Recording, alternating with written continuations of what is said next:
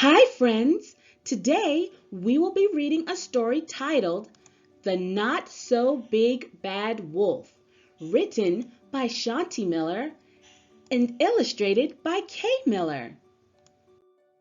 Mr. Wolf dusted off his paws and looked around his cabin. He had unpacked his last box, and his new place was finally starting to feel like home. He sat down on his couch and gazed out the window, where he saw a little bluebird perched on a branch. He listened to its song, delighted by the sound. "It is too nice a day to stay indoors," he said. "I think I will go out and get some fresh air." Outside, he took a deep breath.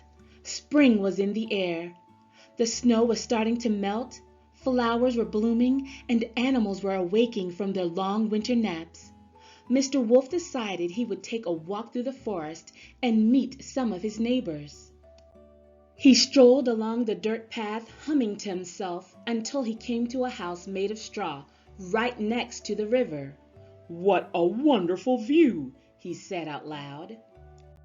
He was just about to walk up to the front door when he noticed a pig working in a garden.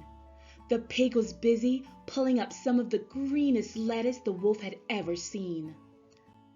"I must find out what type of fertilizer he uses," the wolf said to himself. "Maybe he will tell me after I introduce myself. Mr. Pig, Mr. Piggy Pig Pig," he called out. The pig looked up and his eyes grew wide. "Ah! Wolf!" he cried.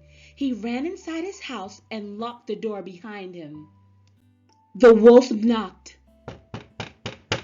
"Mr. Pig, Mr. Piggy Pig Pig," he called out. "Go away, Wolf. There's nothing here for you," the pig yelled. "I just moved in down the road and I wanted to ask you a question." "Yeah, right," the pig replied. "Go home, you big bad wolf." "Big?" the wolf said. "Bad? Why, I never!"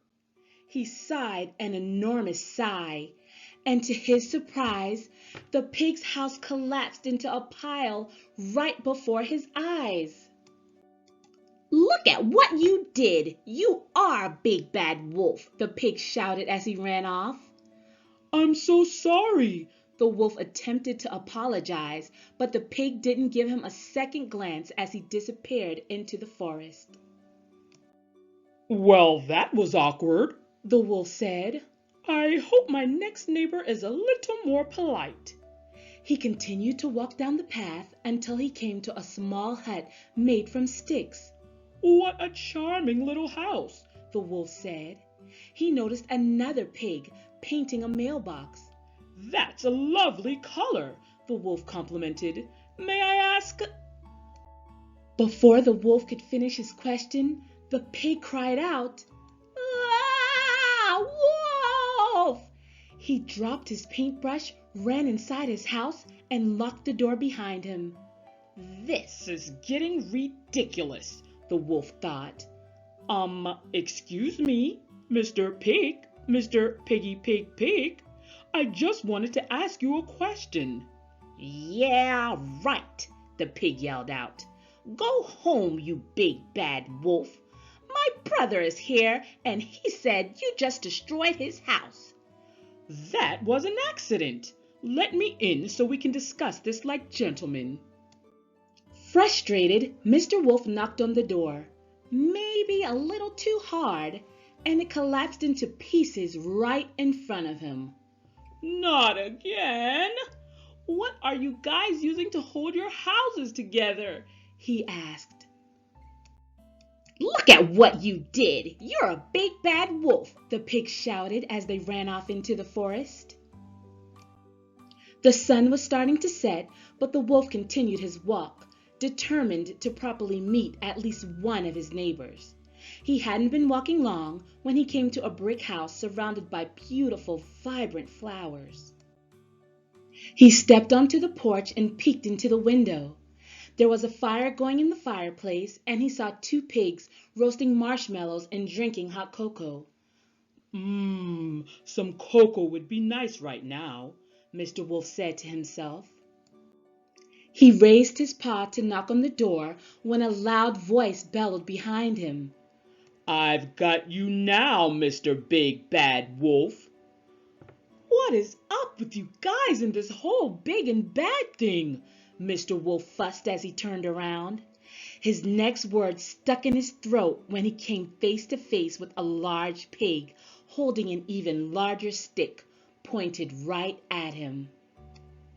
Hey, said the wolf, what are you going to do with that stick? There really is no need for that. You destroyed my brother's houses, the pig roared. Now I'm going to get you. The wolf began to sob. I didn't mean any harm. I was only trying to meet my neighbors and possibly make a few new friends. It was not my intention to break anyone's house.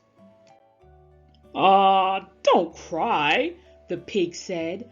Come on in, sit by the fire, and have a cup of cocoa. Thank you, the wolf hiccuped, wiping his nose. You know, I'm not a bad wolf. I might be a little big, but not bad at all. The wolf and the three pigs sat around the fire and got to know each other. The pigs had never met a friendly wolf before. That day they learned that sometimes the big bad wolf isn't so bad after all. Thanks for watching. Don't forget to like and subscribe. Until next time, everyone.